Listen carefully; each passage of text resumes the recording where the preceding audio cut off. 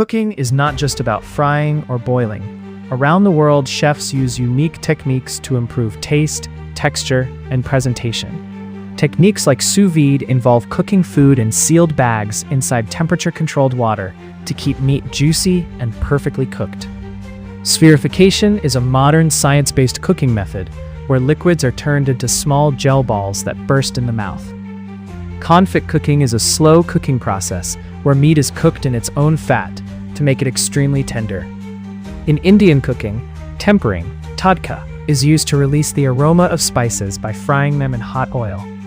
Reverse searing is a smart steak technique where meat is cooked slowly first and then seared for a crispy outer layer. Flash freezing uses very low temperatures to freeze food quickly to preserve freshness.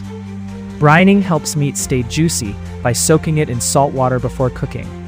Cold smoking gives food a smoky flavor without fully cooking it.